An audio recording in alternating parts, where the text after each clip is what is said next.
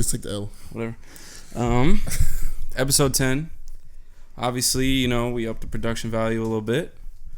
Green screen for whatever we want to show. Screen is green. We got trace cameras. We're out here. Shout out to Rick DeVos for the $5 million investment. You know, we really appreciate it, man. Shout out to the DeVosses. Yeah. Anyway, first things first. Rest in peace to all the victims of El Paso shooting, Dayton, Ohio shooting, Chicago shooting. We've had 3 mass shootings in the past 24 hours. It's crazy. So prayers up to all those victims and their families. We won't get into the gun debate or whatever's going on Twitter right now. We won't touch on that, but yeah, prayers up to those families. Big ups. Also, we have an update on Vincent's feelings about Chance's new album. Oh, you want to start right away with this? Yeah, go ahead. We won't talk about it for the whole episode again. Just real quick. So real quick, you know, I took some time to listen to the album. Bit of reflection. Right, with other people's perceptions. And I 100% see and I 100% get why they didn't like it, right? And talk about people's opinions can affect your opinion. I think I put it at my number 2. Chance Project? Or what was it, my number 3? You said... Anyway, whatever I put it on is my last one. Acid Rap, this one. Yeah. I say all that to say this is now at my bottom out of all my Chance projects. Man. Because I dived into old Chance and I missed the old Chance, and I see why people missed old Chance in his new album. And also that tidbit we just watched on that Zane Lowe thing. Yeah. I do think his strategy might have been off. Like just the Nibbits we watched. Like the best album. Like I think his strategy could have been off, and maybe he actually did have a lot of good songs, but the way they put it together, the ones he picked, because it seemed like when he's like all love songs, that makes sense why like 10 of the songs are like basically about love. Yeah, I mean, but it's like the topics were there, but the music, like, the bars, nothing. Yeah, so let's redo your number because you said like 8.6 or something like that, if I remember right. I mean, I can't lie the fact that I still like it and enjoy it musically. Yeah. If I have to rate it, he goes down like a few points. Just a few? Yeah. So what, like a 5? Probably a 6.9. Okay. I'll say just under a 7. Still a little ambitious. Right? Yeah. Because for me, it's like I like the music. I get that it's super long. Yeah. And also like I can't get out the fact that I listened to it on my road trip. Yeah. So there's already like feelings there, right? But also had like more time to like listen to it. Yeah. Without like I wasn't listening to hear like the banger or the one bars. I just played it. But like now, as I've been playing again this week, I've been playing his old stuff, like I've been saying. Yeah. I'd rather listen to his old stuff. Like if I was gonna make a Chance the Rapper playlist, maybe 1 or 2 songs would be from his new album will be on the playlist. Yeah. If I had to pick 10 songs, for example. Yeah. If I had to pick 10 songs, I don't think one of the songs of the new project will make the 10-song playlist. Not for me. So I think you could get 10 songs off Acid Rap alone. Yeah, that's just what it is. I just put the whole Acid Rap. What we got this week? Oh, Drake dropped the care package. So we appreciate the care package. Thank you, Drake. We appreciate that. I think it's solidified that Drake is probably the best to ever do it. So yeah, I meant to like. I was gonna ask you about this, right? So these songs, I feel like it said in the description that these were all like these are uncleared, right? Yeah. But I've heard all of them. So were they on albums at one time and then got taken off? Well, I don't understand like what happened. So uncleared meaning like songs that didn't get cleared by a label. Yeah. By time for album release. But wasn't The Motion on? Wasn't that Forever or Nothing Was the Same? Wasn't The Motion on there? No, there's the song called The Motion, but wasn't that? I guess that's just The Motion. I swear I heard that. Like, no, but he dropped. That was a single, maybe. Remember he was dropping all these songs. Yeah. Okay. So like I'm just happy that like I don't have to go on SoundCloud anymore to find Draft Day and How About Now. Yeah, I'm just happy I have the and girls, but the freestyles, the 4 p.m. Calabasas, 5 a.m. in Toronto. Why you never come to our state? Oh man! And then what else? What else is on here that I love? In your New York condo. How About Now, man? There's like trust issues. There's only thing I wanted on there was Sweeter Man. I think I've heard that. Girl, I know you want it. You know you want it. I don't think I've heard that one. You know you want. Dude, when I was reading the description of it, I'm about to read like I'm a sweet man. The paragraph that was attached to it. He said, "This was like I listened to this. I was like, yo, he had to have hired like a Marvel writer. This shit sounded like some superhero stuff." He's like, just hours before the arrival of Care Package, Drake announced the 17-track compilation on Instagram as some of our most important moments together available in one place. Call it curious that one of the most impactful artists of the era can hold such a high regard to a collection of songs that largely were never released. But such is the incredible, bountiful catalog of Drake, where tracks that didn't even make the cut hold a special place in the hearts of his supporters. Like, damn. That's true, though. Yeah, these songs never, like, even made it to, like, my phone or anything, but I still love them. Drake's throwaways are hits. True. I mean, this is like the proof of that. Drake's throwaways are hits, and he's putting songs that he made like 2015. Like these are old. And they hold. These are old songs he put on there. Yeah. Like, these not his really. He didn't drop any new songs that he has sitting there. So for me, like I just get super like when he dropped the Care Package. Because like, listen, I woke up to a Drake project. Oh, you didn't know it was coming? No, I didn't. I follow him on Instagram, but I didn't see the post. Okay, yeah. So I literally typed in Drake just to listen to him, right? Just listen to. I was listening to like Nothing Was the Same. Yeah. Like I was getting these modes in the morning. Like I pick an album and listen to. But I saw this Care Package and I was like, did Drake just drop a whole project? Yeah. I didn't click on it yet. Okay. And I was freaking out. Like I said, I'm not ready. Surprise drop. I'm not ready for another Drake project right now. Like mentally. Yeah. Like you need a day off to listen to a Drake. And he dropped the 2-pack. He dropped the song Rick Ross. I'm like, all right. And then before that, he dropped No Guidance with Chris Brown. Like he's been like killing it. So I was like, you know, Drake, like. I mean, I can take more and more Drake music. I don't really care. But, like, I was like, I'm not ready for this mentally. And then I clicked on it, and I saw he put all, like, literally, like, Draft Day. Yeah. It's, like, literally one of my favorite Drake songs, if not my favorite Drake song. Yeah. Dude, you know what I'm saying? At the end of the description, it was, like, in an alternate universe, these are some of his biggest hits. I was like, yo, this is out of a comic book, dog. Like, what is this? So, like... It's true, though, like, to think about. Because these are all hits. Especially, like, The Motion and different songs like that. It's like, yo, if this was in any other artist who released these, they're hits. Who at the label didn't let him release these? That's what my thought goes. I don't know. Someone heard How About Now and then said no. That's not good enough. I don't know. I'm assuming there was like some sampling issues. You know? Because it's not a guarantee that someone's going to clear a sample. Yeah. Like the artist could say no. And it was at a time where people didn't want rapping, singing. And those are true. Some of the songs are heavy singing. Yeah, some of those, yeah. But like he still has content. Yeah. And the freestyles were just YouTube stuff. Yeah. But I'm glad I have that on my phone now. Yeah, like those freestyles, man.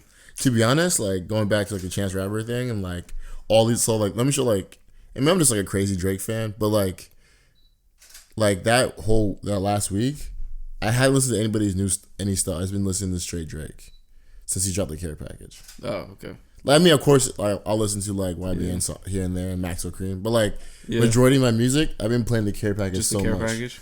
And it's just like. Yeah. This is why Drake fire, bro. And his team on a business level and a strategy are just genius. Like you like almost you can't mimic it. So what do you think? So he probably wanted like obviously you want to keep the fans interested, so he probably has an album on the way in like 8 months probably. Maybe next year. This was probably like a warm up. Maybe next year, I think. Yeah. I also think it's just like him solidifying like who he is as an artist. Yeah. Like him dropping the Care Package, I think for like a lot of big Drake fans was kind of like, oh, like he knew what we all wanted. Yeah. Like that's hard to do. Yeah. Like he's in a Steve Jobs mode right now. Yeah. He knows what the people want before they want it, and that is crazy. Like I'm sure. I wonder if it was because of the Chance situation. Like everyone's talking about how Chance has changed so much. Yeah. So people are going back in time and listening to the old stuff. So he probably recognized that and was like, okay, people are going fast with it, right? People are going to old music. All right, let me drop some old music. You know what I mean? Yeah. I don't know if it was that calculated. Like he could have just thrown it up. It probably is that calculated. That's but actually, I could see it being that calculated. He's like, okay, everyone's nostalgic right now. Yeah. Let me give them the motion. True. You know what I mean? That's probably what it was. And he just perfect timing. Perfect timing. And like, I wonder who makes the calls. Is it him, or is like Oliver? Or is it 40? They seem tight knit. I feel like it's a collective. Like they have the round table of Toronto. Yeah, and they just like. Yeah, Oliver looks like he's a genius, man. Yeah, who like and yes, Future too. 42. Like not Future, but like Future, his business partner or whatever. I'm just Prince like Future or something like that, isn't it? yeah, like, Something like I don't Future know. the Prince. I don't know. I know who you're talking about though. Whatever, but like yeah. So like anyway, it's a calculated business move, man. That's just like I don't know. Is that like just trend analyzing? So is that what it is? Okay, yeah. So I think it's trend analyzing. I think that's a good observation that you made that like they saw people going back. It's also just a smart move to like have your biggest hits that you release for free and possibly convince the label that like, oh, these I just want music out there. Mm-hmm. Like, and the label lets you drop those for free, but then you have to go make some crazy music. Yeah. Then to repackage it and drop it under your own label. Yeah. You know what I'm saying? That's a good point too. Like. Because that's really what those are all Drake's low key biggest hits, like on like the street versions, right? Like not album version, like on the street, like we can probably like YouTube like their most views. people know these songs. Like, how much views does how about now have on YouTube? I don't even know. You know what I'm saying? I know these freestyles have like 10+ million each. Okay, so like, and this isn't even like radio style. Like this is Drake at his best. So he just figured out how to get paid off music he released for free. Well, do you think this was on the label? Or do you think this was like a mixtape? This is on his own label. Is okay. He's under OVO. Yeah. And what's wild now is, so now you have... So he's getting streaming money from it. You have a care package, a project. Yeah. 17 tracks, right? Yeah. Something like that. And they're all bangers. Yeah. Right? All hits. You can tour these songs if he wanted to. He can do it. He could tour old songs. He can do it, yeah. And now he's like on tour for the next year, touring music that came out 5 years ago. Yeah, and it's good to play him back. He hasn't played him. I'll go to that tour. Genius. I think I would too, honestly. Because you get to, bro. Forever it'd be, it'd be really nostalgic if he toured this album or this project with like Lil Wayne or someone like that. That would be dope. Because it would just be like the throwback. I think Lil Wayne needs it too.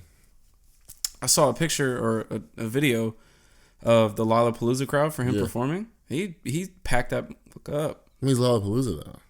Yeah, but he packed it up, and he wasn't even headlining. Yeah, wasn't headlining? No, isn't that crazy? First of all, yeah. I feel like if you had Lil Wayne on the set, you got him headline. But that was like it's a sign of the times, I guess. That's super interesting. It's sad to hear though. I mean, I think Lil Wayne deserves some Goldman-ship because I feel like that's why everyone has a little in their name these days. Like he kind of like brought that wave. Even if they didn't listen to him, like they were like without Wayne, we wouldn't have Nicki Minaj, Drake, a lot of people. So he has a great ear. So I think probably this whole generation. Yeah, this whole new generation.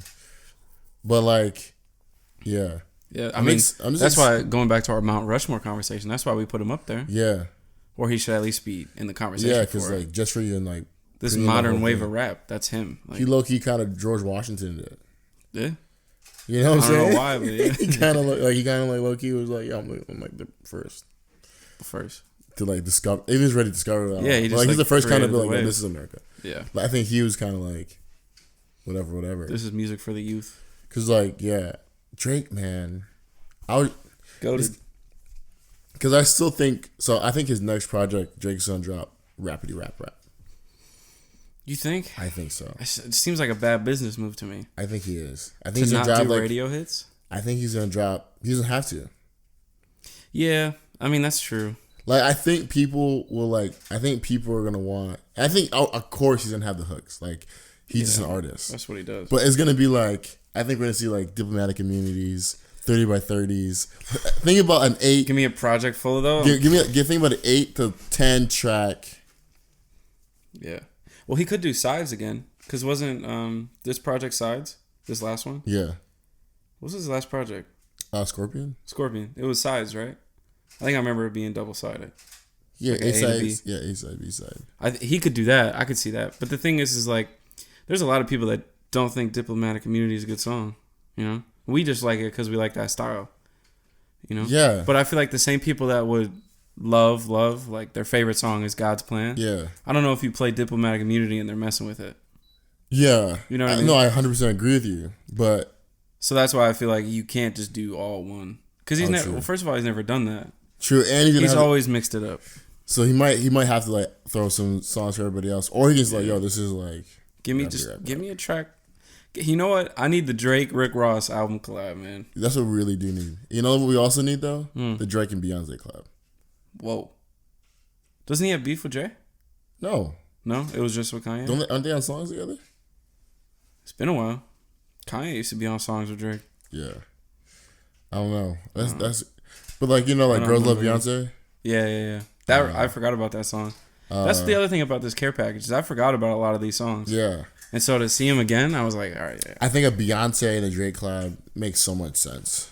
Oh yeah. I mean that's just certified bangers the whole way through. They should make that happen. Yeah. I'll be down if that's the next project. Like I don't think they can because what do you drop it on? Drake signed to Apple Music. Beyonce signed to Tidal. Well, she's not signed to Tidal, but she drops on Tidal. You know? So it's like, where do you put it? Drop on both. But they won't do that. Jay won't do that. Unless he would do that. But I don't think he would do that. Yeah, you're right. We gotta drop it somewhere. Because they do, like, the Beyond or the Carters. That was on Tidal. Yeah, but also dropped it on Apple Music. Was it right away, though? Because I'm pretty sure... I think it was a couple days after. I don't know. Because 444 came a month later, right? I think he dropped it on Tidal. And then, like, a month later, it came on everything else. I think. I could be wrong. That was a while ago. No, I think he dropped it... I don't remember, yeah. I don't know. But I think the smart biz move is to drop it on... Like, you're making a project, right? And it's like, you're not wearing your title hat. You're wearing your artist hat. Like, why would you limit the money? I don't know. You know what I'm saying? Yeah, I hear you. But I think title almost worked. I mean, there's no reason to say it's not working anymore. I mean, like, I'm sure they have revenue coming. They got subscribers. Yeah. But, like, the whole argument about better sounding music through streaming services. Yeah, that was their selling point, right? That's the selling point. Is a little bit, I think. No one really cared. 10 years ahead. Yeah, maybe. Like, streaming now is just, like, people just getting into it. Yeah. So, like, no one's really listening for the acoustics that much. And when I listen to, like, the better versions, like...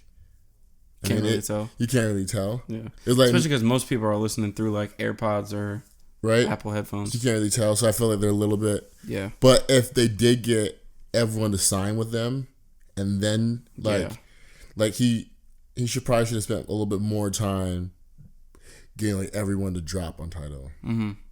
Because, first. Yeah. If he could have got everyone to drop, like, a week early... Yeah. On Tidal, I think that would have boosted a lot of people signing up. I think so. I remember seeing a tweet from Nipsey Hussle, rest in peace. He was tweeting out, like, the reason why people drop or you should drop on Tidal. He was, like, tweeting about the money, and he was like, YouTube was like, it was like 1,000 plays, right? Yeah. He was like, the money you make from 1,000 plays. YouTube was like $1,000, Spotify, Apple Music, and then he was like Tidal, and it was like 3 times as much. Yeah. So, but the problem is that doesn't apply to the consumer. We don't really care, you know? Exactly. Like, we obviously, like, I want the artist to make a lot of money, but it's not really in my train of thought when I think about what I want to listen to. Exactly. You know? But so I think it is cool that Jay was able to do that because he's an artist. Yeah. So it makes sense that he would want to pay the artist. So I think through that, if he was able to tell the rappers or whoever, like, hey, if you drop over here, you're gonna make more money. Exactly. So drop over here a week early and then put it out.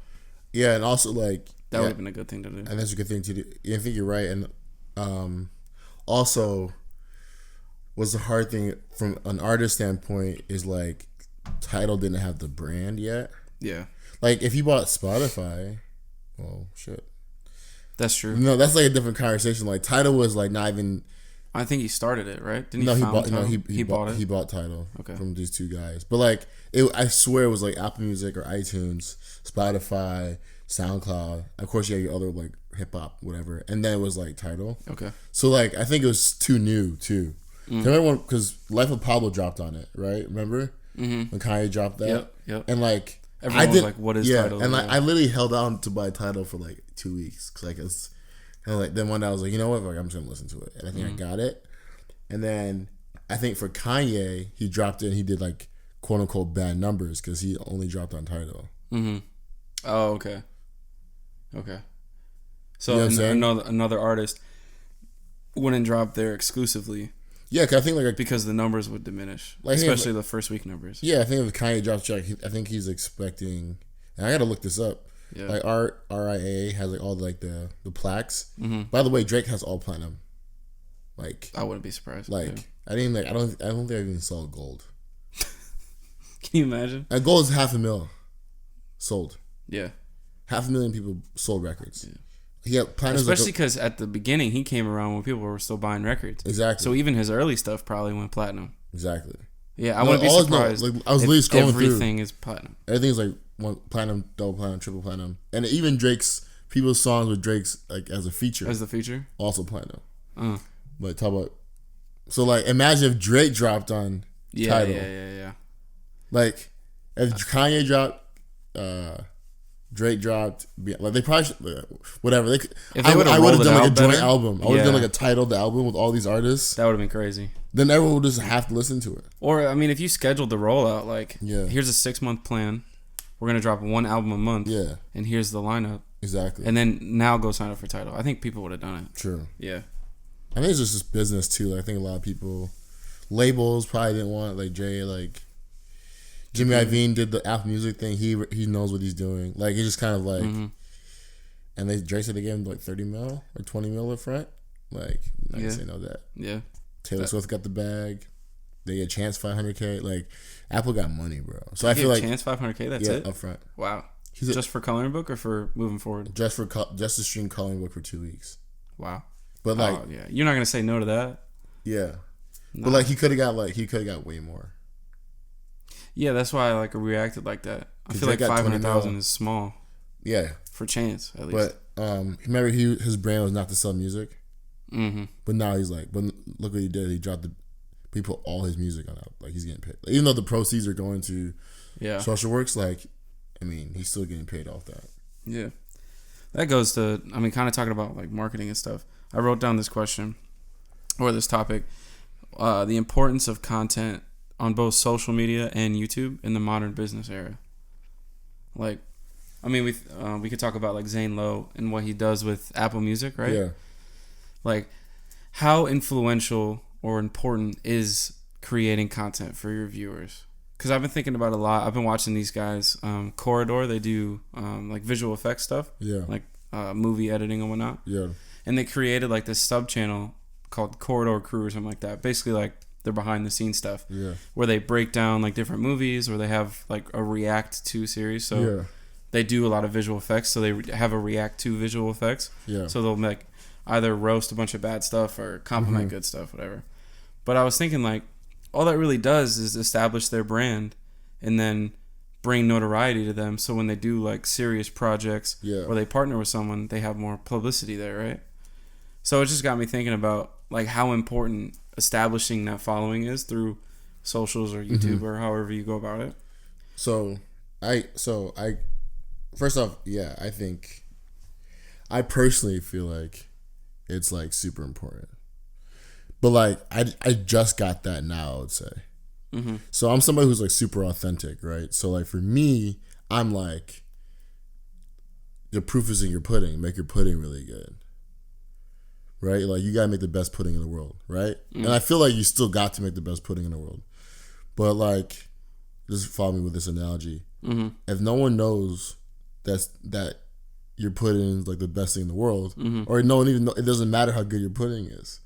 So like business is all about communications and branding and marketing and using social media to like, that's just a new way of like doing it, right? But it's like, I'm seeing like, no one actually likes McDonald's. You know what I'm saying? Like, if you got to choose a McDonald's meal versus another one that's way better, you're gonna like pick Five Guys, right? Yeah, you're gonna pick the better burger always. Yeah, but like, there's something about McDonald's which resonates with America.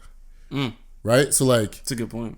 No, seriously, like you ask somebody what America is, they're probably gonna say like fast food, burger, cheeseburger. Like, is that really America? Or did like McDonald's spend so much money on marketing and brand, like, so that you believe like Coke is like as a drink is a right? So like, and I was lately with my business. So I think first off, you gotta create like an aesthetic that's like unique to your brand. Okay. And I haven't done that. Well, I'm working on it now. I think I figured out what my brand aesthetic is gonna be. Okay.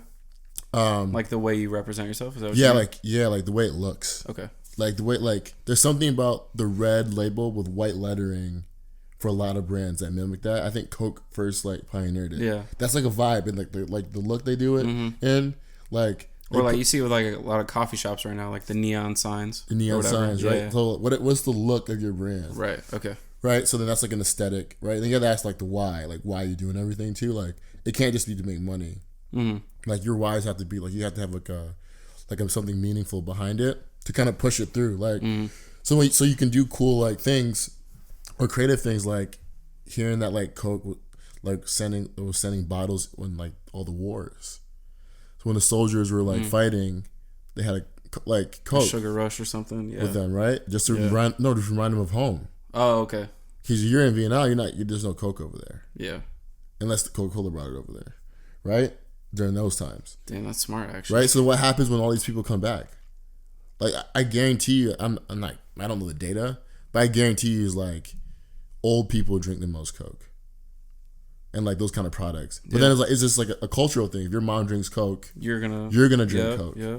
So it's like once you build a great brand, you know to storytell it, right? Mm-hmm. So you storytell it, you build a great brand, you have an aesthetic, right? Your product's really good. Yeah. Right? Then it's just a game of getting everybody in the world to know who you are. Mm-hmm. Like that's it. Like everything the difference between Starbucks and your local coffee shop is that Starbucks has a bigger brand in there.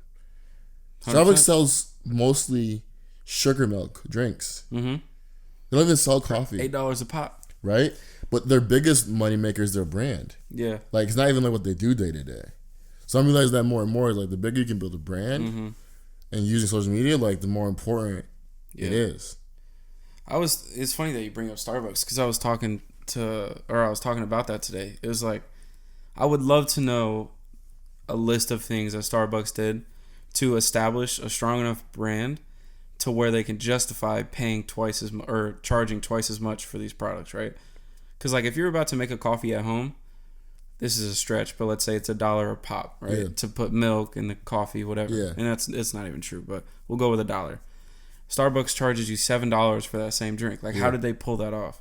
I would love to know. Yeah, it's just branding, right? Well, you go like what they did in the feel of it. Remember, it was like one shop in like Seattle, I think, or somewhere over there, or Washington, somewhere over there, and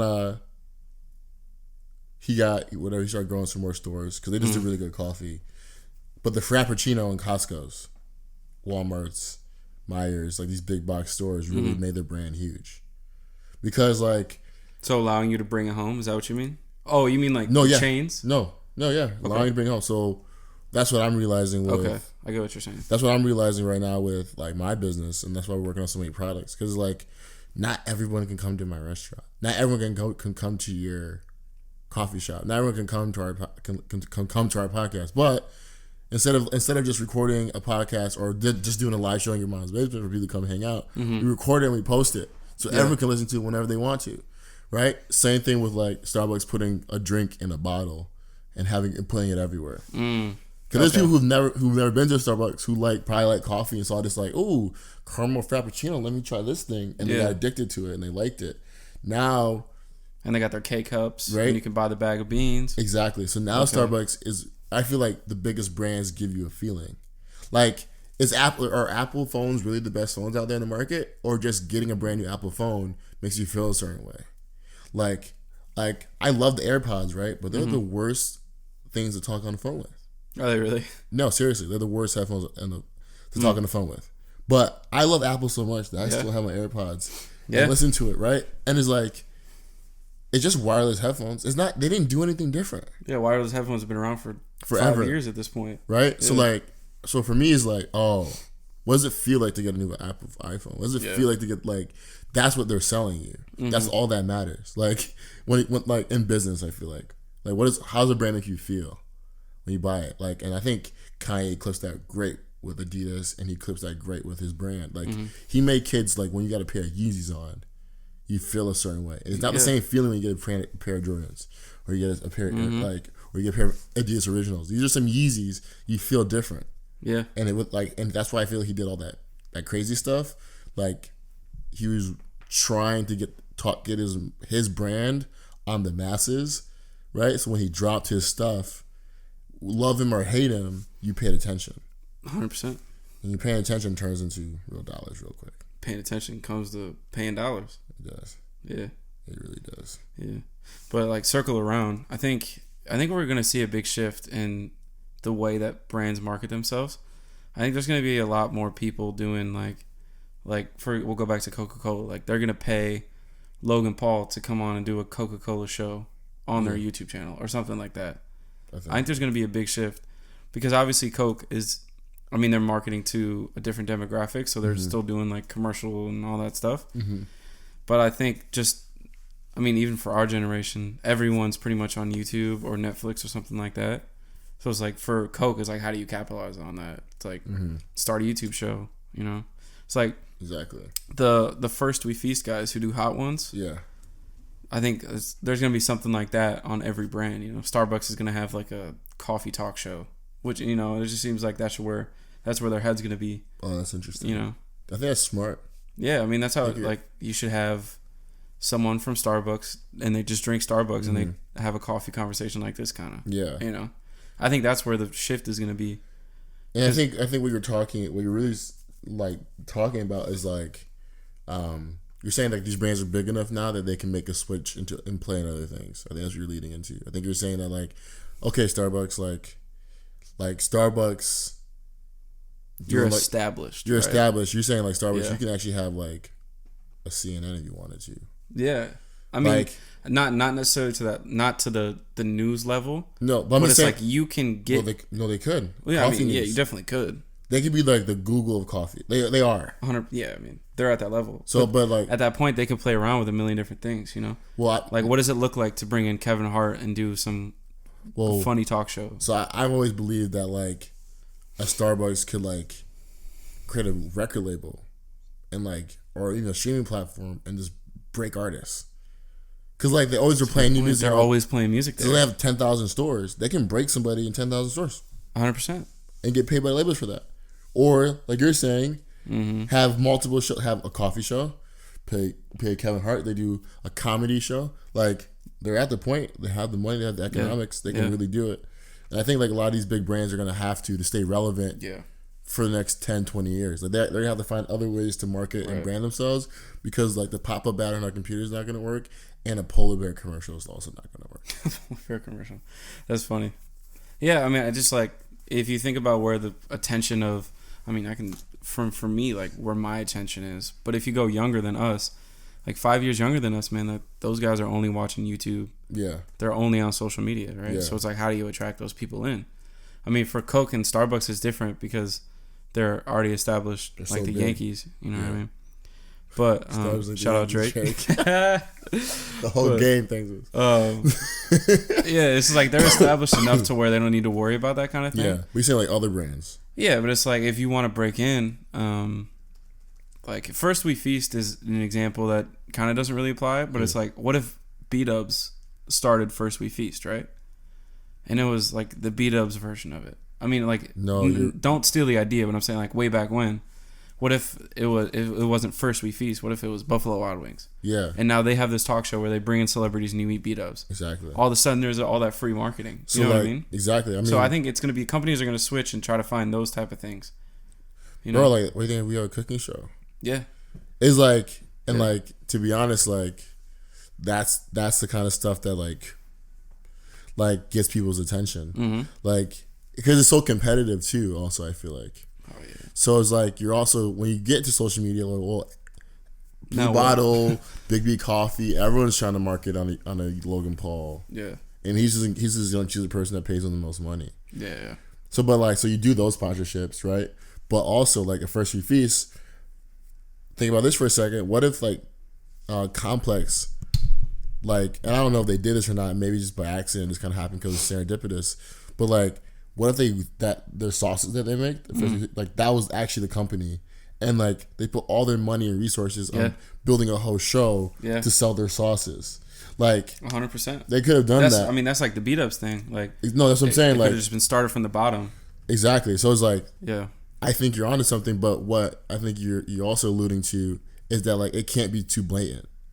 Yeah, 100%. It can't just be self-serving because it's not gonna work. Yeah, like if Buffalo Wild Wings just did a show about Buffalo Wild Wings, it was like corny. Yeah, like right? super corporate too. Yeah. But they're like, all right, get Kevin Hart, get this person on here. I don't care who, and you just bank on them, make him eat, making jokes. Yeah, making jokes, make him eat random sauces, hot ones, like whatever it is. Yeah. Right, and they're like, or have them make wings or have them make their own sauce. Like, Right. like you can really get like super creative, and then like in turn you will sell more stuff. And this is so true because when we started the cooking show, our business went up. Nothing else changed our business. Not the news. No cool photos on Instagram. No cool video on Instagram about showing like the food in cool cuts. Yeah. The cooking show. Made Interesting. people come in. And I was saying like, what about this random cooking show that has no information, right? But it makes somebody care about your brand. Yeah. It's another type of, or cool, your food's good, or cool, your shred's dope. But what does it mean to like? You make them like fall in love with it. Yeah, make them fall in love. And then like also people. I think Snacks is like the brand, but now it's gonna be like people. Like who? I think that's where the shift is gonna be. It's like brands aren't gonna be as much of a thing as a person. Yeah, but like also brands are gonna have a person. Yeah, like you're gonna have to like. I think Steve Jobs started. Like you need a Steve Jobs. Yeah. Like Steve Jobs built Apple because Steve Jobs' brand was so big. Mm-hmm. And the name Steve Jobs rings bells, right? Yeah. Like Steve Jobs, I feel like if you rate the brands, like the Steve Jobs brand is bigger than the Apple brand. Like he just has that kind of touch. I think at that time, yeah. I don't think anymore. Oh no, I mean, well now he's passed away. And all he's passed, but like he's still like the reason why we still buy Apple products is because of Steve. Yeah. I mean, only reason why Tesla and Elon Musk is a good example of that. Like you buy Tesla, everyone knows what Tesla is, but at the same time, everyone knows who Elon is. You know, and you think of Elon first. You buy Tesla because you like. I mean, we're sitting here saying his first name. Exactly. I'm you sure don't even need to say his last name for real. And I'm sure like people like have bought a Tesla without knowing about Elon, but once they do find about it, like him, they even sold even more. Like he created a really good product, but like believes in the right things. But think about the story and branding of how he got there. Crazy guy believes we all should live in Mars, or we can go to Mars. Yeah. He's building rock ships. Oh, by the way, he has a solar panel company. Oh, by the way, he has an electric car company. Builds tunnels. Right? Yeah. So like people are just like, who's this guy doing all this stuff? Yeah. People are attracted to it naturally. Right. Like I feel like that's a big like. Yeah. I mean I think that's just the modern century. Like it's so easy to establish a brand as a person. Yeah. Right? I mean the B-Dubs thing's a good example of it. Like this if B-Dubs was to do First We Feast, it might come across corny, right? Yeah. But if Kevin Hart was the face of it, and it was like, yo, here's Kevin Hart. Yeah. Just happens to be a B-Dubs logo right here. Yeah. You know? I think that's... Or no B-Dubs logo. They're always in B-Dubs. It's just the B-Dub sauce, and that's the only way they... Yeah, they're always... That's the only way they market it. They're always in B-Dubs. Yeah. That's how it should be. Yeah, just natural. You can't, you can't... You force it too much. You have to sell us differently, I feel like. Yeah. Mm-hmm. Like the... What's that show where famous people get buy shoes on Complex? And then they got the McDonald's sponsorship. You know what I'm saying? Yeah. It has to be that. But also, Stadium Goods. I used to go to Stadium Goods a lot, and Stadium Goods got like a What is the name of that show? Why am I struggling? I'm forgetting the name of the show. But like, I haven't watched it in forever. Yeah, I mean, low key, I think after Joe Budden left Complex, I stopped messing with their content. Man, low key, like Complex fumbled it. Low key, they had to get rid of DJ Academics, not Joe Budden. Yeah, although it worked so well, the dynamic, man. For those that don't know, if you guys haven't ever watched Everyday Struggle, you need to go back, do a little YouTube history lesson. Yeah, for like 3 months, the best show of all time. It was literally the best show of all time. It was so fun to watch. Like they really killed it. Yeah, the arguments, like the rappers they had coming in too. It was just like, oh man, yeah. When they started bringing on guests, it was a rap, and it was a perfect. You had this internet guy, and you had this old rapper guy. Yeah, the dynamic was good. I think Nadeska also kind of messed it up too. Yeah, she was like, It's nothing against like her. Yeah. It's just I don't know. I guess it like is against her. I didn't like her vibe all the time. Yeah, I didn't like her. Yeah, but I think Joe Budden's really good at making her look at the bad guy. Yeah. But like, I agree. That's Joe though. Like, Joe Budden's really good at making anybody look like the bad guy. Yeah. He's a contagious dude. Do you listen to his podcast at all? Yeah. It's good. It's really it's good. Real entertaining. What were we saying though? About the show, the shoe show, with Joe Puma, the Madonna, like what's that shit called? Going back to I was about to say something, but essentially yes. Yeah, because when McDonald's just threw their logo on that show, it didn't mean as much as if like, what if that was a Nike show? Yeah, where it's like, yo, that's a perfect example. Stadium Goods. I think they got featured on that one of their stores. Okay. Like this, what can happen because of that, right? Not saying just because of that. They've already been built. They built a crazy business, but they got bought for like $250 million. Complex or Stadium Goods? Stadium Goods, a shoe store. For real? Yeah. Damn. Like, is that a chain? Yeah, I think Stadium Goods. Yeah, and they also had like a website. There's a bunch of them. Yeah, Okay. That's crazy. I didn't know that. that's crazy, right? Yeah. So like, there's like But that's the thing. Like, imagine. I think it was by Foot Locker for a minute. That show. Like, imagine if it was like Foot Locker's YouTube channel. Just happens to be this dope show where this guy interviews people about shoes. The hard thing is like making the content good. Yeah. That's the hardest thing. Well, that just comes down to letting the creatives take over, you know? Yeah. It's like too many of these businesses are corporate, and they would always be like, yeah, well, you got to make sure the Foot Locker logo's in there every 20 seconds, and you know what I mean? That's the thing. Like, just let it run. You just never know. Because, like, one of our, and it's so crazy to me, one of our cooking show videos got 15,000 views. For real? Yeah. Damn, and bro. It's just me and Parker dancing to like Hello Kitty. That's funny. But isn't that crazy though? It's just organic. Organic. Yeah, you could never force that. You can't force that because you would never know that would work by default. So like, yeah, all the other things that we try to do. Mm-hmm. So now like I work with like multiple creatives and it's like just do your thing because like I don't know what's gonna work, but we just gotta see. Yeah. Cause you told me a cooking show of me dancing, like you got leave a lot of views. I'd be like, no, I don't want to get a lot of views. Yeah, you just be like, that's weird. In hindsight, not because it happened. Like, oh yeah, I could see it being entertaining, getting a few views. Not 15,000, yo. Nah, that's a hit. That's crazy, right? Yeah, so yeah. like now it's like okay, hit. this is a thing. So you have to, so you have to answer your question. Yeah, like brands should figure out how to use social media, but like it's not just about having an Instagram account. Yeah. It's about like, yo, like how are you gonna get me to buy your cheese or something? Like you should probably try to start a nacho show, or you should probably yeah. Or like do a food truck and like have like some cool crazy chef drive your food truck around the country. Like ideas like that. Man, we should start like a consulting. We've been talking about that. A pitching business. Like content development. Yeah. Called Pitch. Pitch. Money. Called Pitch. Well, you're on to something. I'll be honest with just pitch ideas. Speaking of pitch, I got an idea to pitch you. Okay. I'm gonna give this idea out because I don't want to do it. So if anyone's listening and they want to do this, go ahead. But I don't support this type of thing. But so I was thinking about Venmo, right? And yeah.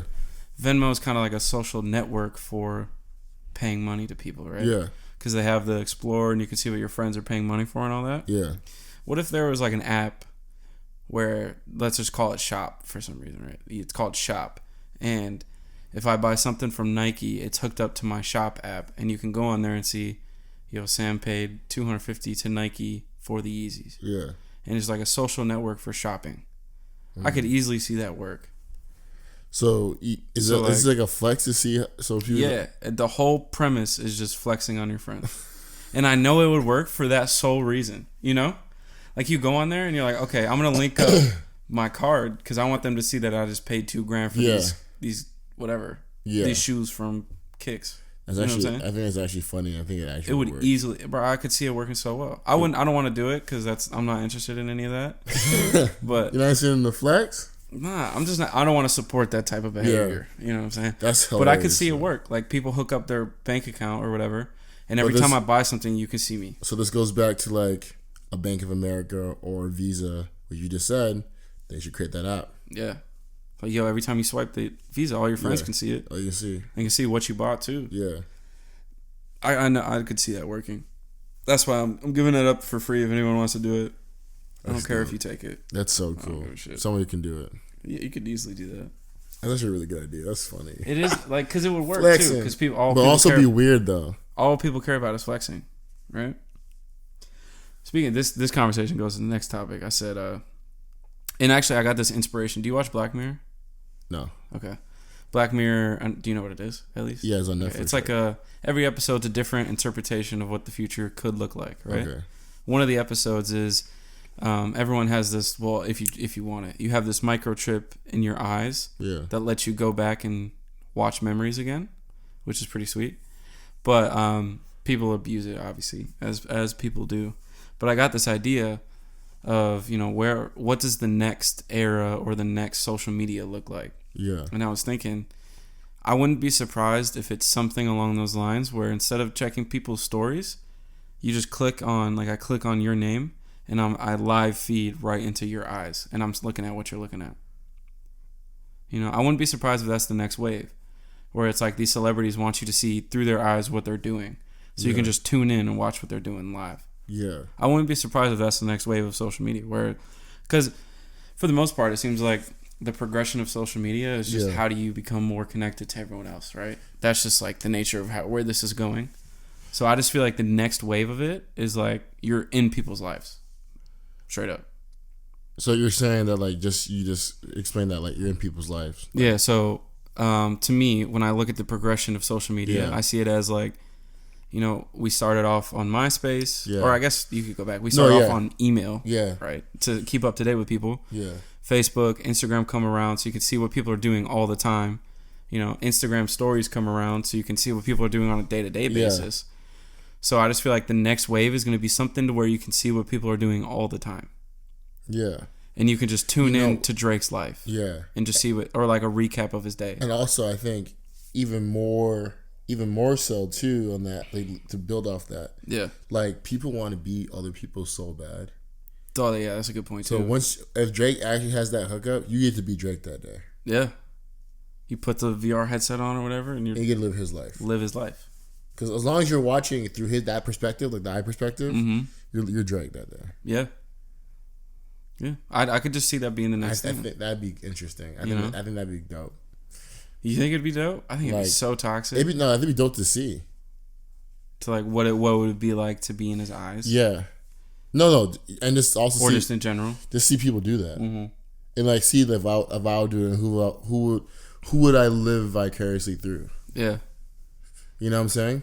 Yeah, like who would you tune into the most? Yeah, who would I tune into the most? Who would I be in? And like who would tune into me and why? Just imagine, like, instead of going live on Instagram, you're going live through your eyes. And Drake's like, okay, I'm about to perform on concert. Let me just go live real quick. And you can live what it's like to be me on the other side of the show. Yeah. I got to see, like, something like that being the next wave of social media. Because I don't know if we talked about it yet, but Instagram's exploring the no likes type of thing. Yeah. They've already implemented it in, like, Australia or something. So they're testing it, right? Yeah. Which means it's probably eventually going to get tested here. Yeah. And I just think because of that, someone's going to come along and try to capitalize on that and create the new social media. Yeah. And it's all like, I'm just trying to figure out like what's going to be the new thing. Like, how can we become more connected? Because that's all really social media. Oh, like the foundation of it is just being connected. We've turned it into something else, but that's so interesting. I don't even know, man. Because it's hard to like say like, oh, I know what's about to happen, right? Because it's all skeptical. Yeah, super skeptical. But it's just cool to see what happens. Because the likes are going to go away from Instagram, people are going to want to leave, right? So people are going to want the new social media to come around, and it's all about. Didn't it? I don't know. I mean, I guess. Yeah. No. Like TikTok, maybe. I don't know. TikTok has like the kids' attention. I do believe that the world is waiting for another. Yeah, I think so too. We went from Facebook to Twitter. Yeah. And then a lot of people left Twitter, but there's a lot of people still over there. And then Instagram, obviously, is probably the king of social media right now. So I just think the next transition, maybe YouTube. It's funny, I was thinking about this. YouTube should have a section where they try to capitalize on social media, like YouTube Go or something. And there's a tab where you can friend your friends, follow your friends or whatever. And then your friends upload little videos. And instead of your subscriptions where you watch the famous people, right? Yeah. You can go on there and watch your friends' little funny videos that they upload, or your friends' stories, or something like that. Yeah. I could see YouTube trying to get in people's faces more, because at the end of the day, it's probably a point where YouTube's like running the internet. Some YouTube executives listening to this right now, like, what up? Yo, I'm tired of just throwing out these gems for free. I got an idea. We need to lock these down. YouTube Go. Person to person sharing content. Like, boom. You can check your Go feed. It's like, oh, yo, Vince uploaded a video. What's he up to? Yeah. It was just me cooking some shit, 60 seconds of me cooking. And it's cool, Like it, move on. I like that a lot. Yeah. But we need to stop giving these out for free, dog. Pitch LLC. Pitch LLC. You want some creative ideas for your business? We got you. Phone number in the comments. Okay. 1-800-PITCH. I've just been thinking about that a lot lately. I think a major shift is going to come within the next few years. Yeah.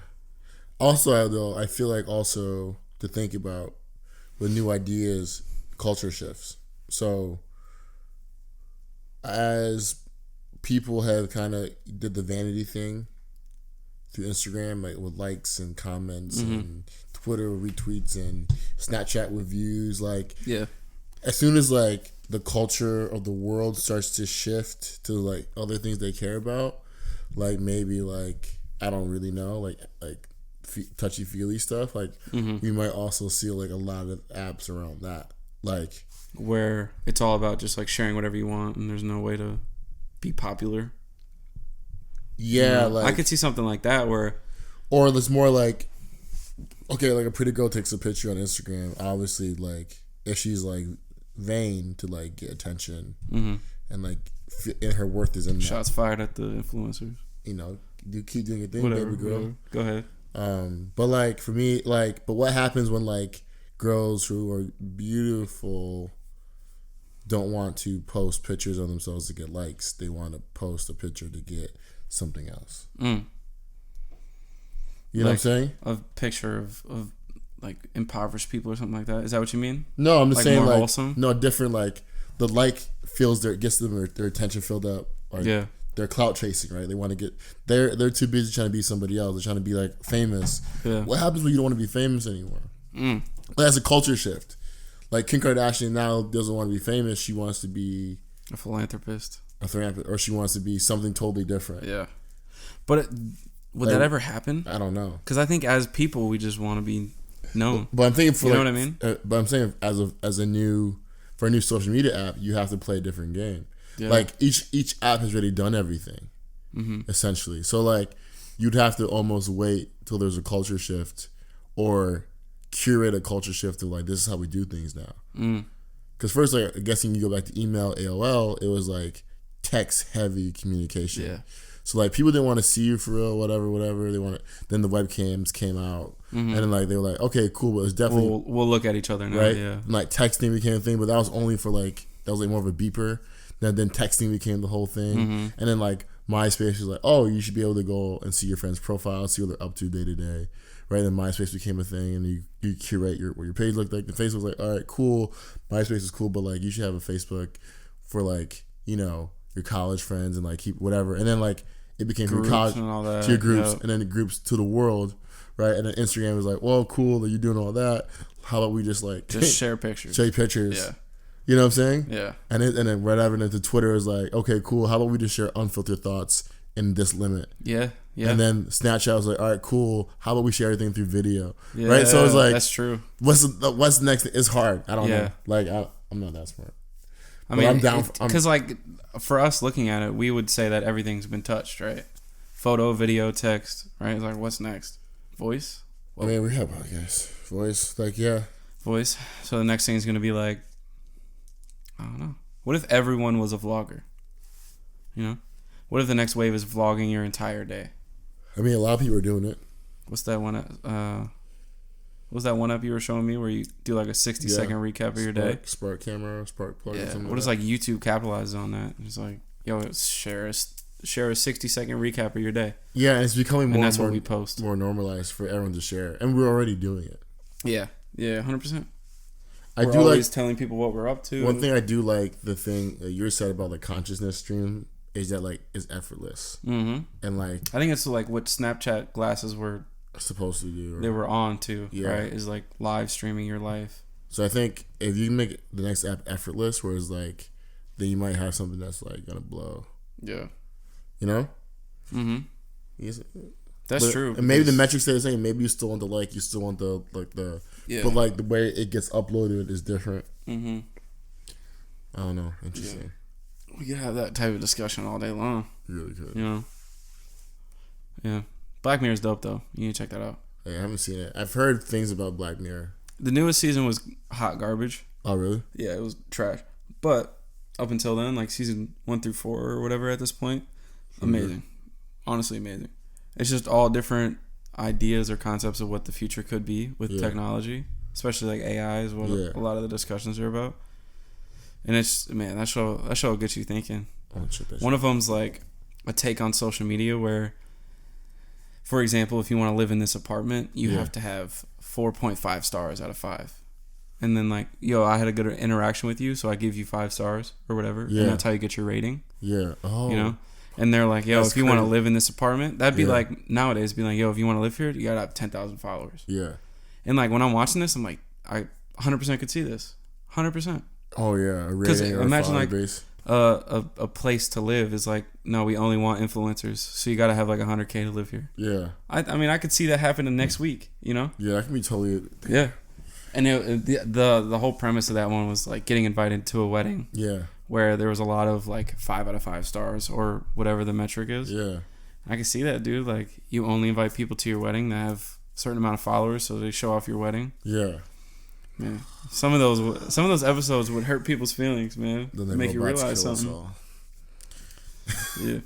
Parker's been sending me robot videos. Chill. These new robots are scary. That'll have you never sleep. You ever watched what was it, Boston Dynamics videos? Yeah, there's a thing when he sends me like those be jumping around and stuff. Like it looks like a little dog or whatever. Yeah, dude, that shit. Those and they can like They open doors, doors, pick stuff up, full speed, 45 miles per hour. You're like, it's only a matter of time before they add a punch or a kick to that arsenal of moves. yeah. And all of a sudden we're fighting robots. Or start letting artificial intelligence just take over, and they start learning that themselves. And next thing you know, is that the like machines are just like on some transformer shit. Yep. Like, What's to say the government doesn't show up to Boston Dynamics like, hey, you can release all these robots, but you got to have our camera inside of it so we can see what people are doing. probably already did that. You know what I'm saying? Man, Hopefully we're not here for all that crazy stuff though. it's looking like we're going to, bro. You think so? Bro, they already got these things going. Hopefully I'm like 90 when it happens. I think it's gonna be sooner than that. Think about like how far we've progressed in the But I'm not past. trying to When we have were- a when we war were with born- robots when I'm in my 30s. I'm Yeah. good on that. We were born when internet was coming around, and look where we are now. Yeah. Internet's old as us. We're having conversations about AI, Yeah. and internet wasn't a thing when we were born. It's just so scalable, yo. Tech is People just get smarter tech and is just smarter. so- yeah. We're sitting here talking about like the future of social media. There's people sitting around a table talking about how do we get these robots to learn how to do algebra. Yeah. You know, it's like there's a lot of different conversations going on. Yeah, keep pushing the needle forward. That's crazy stuff. Only things humans do is best is keep pushing the needle forward despite anything. Yep. I think one thing too I was thinking about is I think once technology catches up to where we can figure out how to build gardens. Yeah. You ever seen like the vertical gardens? I Yeah. think they have them in like Asia, Yeah. where they can like build skyscrapers for the purpose of being like a greenhouse. Yeah. I think once we get to that point, I think the whole earth is going to be covered in buildings and all manufacture, you know, because at that point it's like, why can't we have a cow farm that goes to the sky where we raise 100,000 cows? You know what I mean? Like on the 10th floor is where we do chickens. And that's Floor 47 is where we do like whatever birds. You know what I mean? And then all of a sudden the world is just one big building. I think there's like studies out there that like humans not being able to like touch dirt a lot that causes anxiety and depression. To touch dirt? Yeah, like you have to like the like part of you being a human is you like being on Earth. And like because of so you're saying the lack of touching dirt? Yeah, or because of whatever. housing and the way we live our lives, like most people don't go outside to do anything other than to walk somewhere. So imagine people who haven't like when's the last time you touched some dirt? Bro, when I was a kid, maybe I don't know. You know what I'm saying? Yeah. So that's your connection to the earth. That's the last time you felt some dirt. Like, that's the last time you like knew like bugs and stuff. Imagine someone who You just mean like being outdoors? yeah, but imagine someone who never a kid who never experienced that. Yeah. Or a person who's never experienced that. It'd be a different life. Yeah, you live life differently. You have probably a different perspective. Yeah. Crazy. That's interesting. Do you ever think? I wonder if we'll get to a point where it's like we regret going so industrial. I think we're in the And point then- now. Yeah, I mean, because obviously the homes that are like downtown in the city are the most expensive, but it's like, what if it shifts and all of a sudden the homes that are on an acre of land are the most expensive? Yeah, it will. You know, because people are gonna be like, oh shit, like I forgot how fun it was to go run in the grass. Yeah, no, 100%. You know, And then I think that'll probably happen. the land's gonna be like if we keep going that playing that route, the land will just become value. Yeah, I mean that's really what it is. Eventually, there's not gonna be enough land because we're gonna cover it with buildings, Exactly. and then everyone's gonna want land, right? Exactly. And no one's gonna want the buildings, and then the city's gonna come run down. Yeah. 20 years from now we're living in space and WALL-E's a thing, and we're all gonna be like, damn, Pixar knew best. Yeah. Shout out to You know what I'm Pixar. saying? Which was also Steve Jobs, by the way. For real? Yeah, that's what I'm trying to tell you. He started Pixar? Yes, that's what I'm trying to tell you, bro. I didn't know that. That's random. Why would he do? That's weird. Why would he? You think do it was like a His creative jobs. project? Yeah, it was like one of his creative things. He just like, oh, I just want to make movies. Correction. I didn't know that. I don't think he started it. Like, I don't think he founded it. I think he like saw it, Joined, and like invested it. Like, interesting. I think Disney bought Pixar, right? yeah, Disney owns everything. At this point, Crazy. it is wild. Shout out What Disney. if we like to have a Disney type business? You think you'd want to? I don't think I would. I think I would want to. Not like exactly like how they do I it. think that's just too much. Like if Disney was alive right now, I don't think he could run that. You know, like how do you run that? Yeah, no, I mean that kind of impact. That's what I'm saying. Yeah. I mean, yeah. I mean, how do you run it? Like a lot of people. Imagine if Walt Disney was alive. Like you can't run all that. No, he has a lot of people. Yeah, that's what I mean. Like stuff like that. But that kind of impact, like the fact that they have parks that people spend money they don't have to go to. The fact that like he has things like Marvel, Star Wars, and Mickey Mouse, like Tom and Jerry, like this. Walt Disney won. Yeah, 100%. ESPN, ABC. Fox, yeah, all that. That's a monopoly, bro. There's a book out. So there's Walt and his brother. There's two Walt, like not two Walt, but there's two Disney brothers. Oh, I didn't know that. Yeah, Okay. his brother is the one who built the business side of it. Of course. So someone told me that I should read Walt that. was just the figurehead. Someone told me, yeah. He was the idea guy. Oh, okay. Because like you're either a doer Or a thinker. or like the idea guy. Most people are doers in life. Right. Like rare people are like have the ideas, the visions. Mm-hmm. Like especially on that level. yeah, like there's one Steve Jobs, but there's like a million people that can actually make it work. Like Steve Jobs can't do it himself. Right. He needs everyone else to actually make the computers and make the phones and make it look nice. But like he's the one that has the vision for it. You get what I'm saying? So like either you're a visionary, I feel like, or you're just like the person who knows how to get the vision done. Yeah. Then you can't see it. Then you can't have your own visions. You do have your own visions within the vision. Yeah, I mean, but like, that makes sense though. Honestly, that there was two people behind it, right? Yeah. I feel like so many good partnerships are formed that way. Yeah, One person's the idea person who's probably crazy. Yeah. And then the second person is the one who just works. Exactly. Right? What are you find comfort in? Yeah. Your best at. So I want to read that book about his brother managing that. 'Cause that's crazy. That is crazy. Yeah. Crazy. You wouldn't even know I don't even know his name. But you know Walt Disney. Yeah. Well, no one knows the second person on the moon. First place always matters, yo. Who was the first person? History quiz. Who was the first person on the moon? I don't know. Neil Armstrong. Oh, no, I'm sorry. Although, actually, I'm pretty sure he was the second. He was the one who said one small step for mankind and all that. He's the one who said that, so he got all that notoriety. Yeah. But I'm pretty sure there's someone was on it first. So I think Buzz Aldrin's the second guy on the moon. Okay. So I think I know he was up there. I just don't know which one. Yeah. But like, you know. You want to Google it? Yeah. I'm pretty sure Neil Armstrong was the second, but no, Neil Armstrong was the first, yo. Who was the first person on the moon? Ready?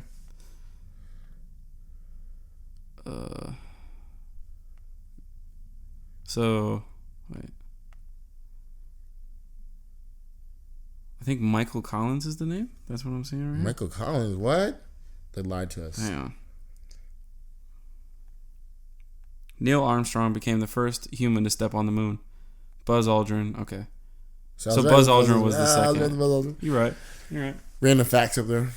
Buzz Aldrin's like a conspiracy theorist now. Do you know that? Is he really? Yeah, he goes on Joe Rogan. Well, I don't think he's ever been on Joe Rogan.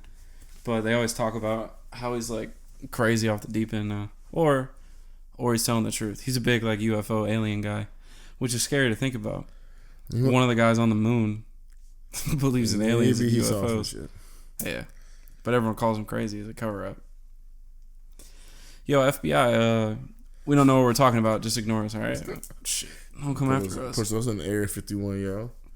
And I feel like it's... there's certain things I feel like I don't want to know about. So for a long time, I didn't believe in aliens. For a long time. Like, there's no way. Then I started believing in aliens. And then I now think human beings... I think we are aliens ourselves. Whoa. So like I feel like it's funny that we talk about aliens and like realize, like, yo, there's other life. We're also aliens. You know what I'm saying? Like we're aliens to them. Yeah, like I feel you. we're just aliens. Period. Yeah. Like this is how we live life as human beings. We're an alien, right? This is how we live life. This is how we co-create. This is how we build something. Other aliens do other things, right? Yeah. I'm down to meet another alien. I'm so down. I don't think you could though. I'm just saying I'm down. Because the chances of them knowing English, I'm not talking. 0.000. I'm just down to meet one. Yeah, just dap it up. What if they're with the maybe shit? they don't dap up. Dap you up. It just be good to see. That'd be an awkward ass thing. You'd just be like staring at each other. You know? Yeah. What if they don't even look like us? Yeah. What if they're bugs? So just what? Big ass beetles. So what if we're like? Do bugs think we're aliens? Will like a bigger alien come to squish us like a fly? Do we look like flies to them? Yeah, like imagine that. Like the aliens. Yeah. Like the people that live on Mars, hypothetically, what if they're like 300 feet tall? Yeah. It's over for everybody. Or it's a wrap. It's over. It's a wrap. Speaking of that, I've asked this question to a lot of people. How many 8-year-olds do you think you could fight at one time? 36. What a random ass number. Think about it though. Just fight, or are we talking just fight? Like we're not talking taking them out. Nah, just you gotta beat them up till they stop fighting you. Right? Okay, cause I was thinking about snapping 8-year-olds next for a second. Damn, dude. Damn. Go to yoga. What's wrong with you? I was thinking about like 36. It's easy. Yeah. You know? Not saying I'll ever do that, by the way. Yeah. I'll never manhandle the kids. Whoa. How many 8-year-olds could you take on? I think 36, 100%. Nah. 100%. Think about a crowd of 36 kids coming at you. 8-year-olds. You're toast. I'm swinging. How you gonna fight? Okay. 30 people at one right. time. That's a lot. I think I could handle like 7. Well, are you talking a small 8-year-old or like a just like a normal 8-year-old?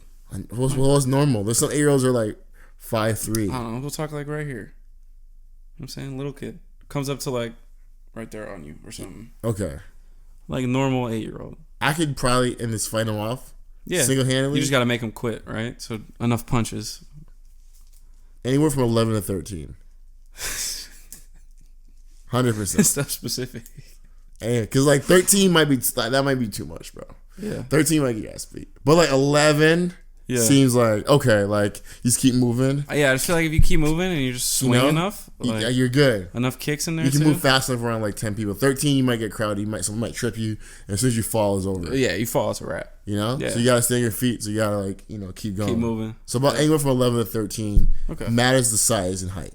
Yeah. If they're a little bit bigger, you got a couple of fat 8-year-olds on you, like a couple chubbies. Yeah, there might be a lot of McDonald's babies. Exactly. Yeah, I think I could do like 7. Because my thing is, it's all about crowd control. Yeah. It gets to a point where you just can't control the crowd. Like, no matter the size of them, there's one on your back, there's one on the front, 2 on the arms. How many 8-year-olds can you fight at a second? Think about it, that's only 4. That's only 4 kids. If one grabs each arm, one's on the back, and then one's in the front beating you up. It's only 4 kids. Right, so I feel like at 7 or 8, it's just too many. You're just outnumbered at that point. Yeah. But now, if you have like a baseball bat, I can handle like 100 of them little dudes. Come here, motherfucker. I'll use one as a baseball bat. Knock one of them out and pick them up. Start swinging them around. Yeah. Well, my biggest thing I always tell people: you ever get in a fight where you're gonna be jumped, you always gotta take out the littlest dude first. You think so? 100%. That's gonna set the tone. Oh, you just the mean little like dudes. The like little dudes are the ones that are gonna sneak you. Yeah. You're so worried about the big guy. Don't worry about the big guy. Yeah. That's a good point. So when I think about it, right, I'm like, all right, the little dude, I'm gonna snap his neck. Set the tone. They only react one. They don't react one or two ways. They're gonna check on their boy, make sure he's good, or they're gonna come after me. Yeah. And if they are, then they're gonna be hesitant. I was like, yo, did he just snap that? Well, the other thing is like fighting 3 people is a lot different than fighting 2 people. Yeah. Right. It's all about cutting the numbers down. But like, if you're in a weird position, like you just keep getting hit in the face, like I feel bad for you, dog. Pull out the boo blocker. Bah. Man. Anyway, should we wrap up? We should wrap up. We're talking about aliens and shit too much. We're gonna go off the deep end. This is episode 10. Episode 10, double digits. Double digits. We made it. Thank you for tuning in to the takeaway. Much love, everybody. Much love. Again, prayers to the families. Yeah, of course. Prayers up to the families, the victims, everybody. Yeah. Those who are injured. Not just here, but like all over. Anything's bad is going on. Let's just kind of cast it over. Too much going on. All right, y'all. Peace.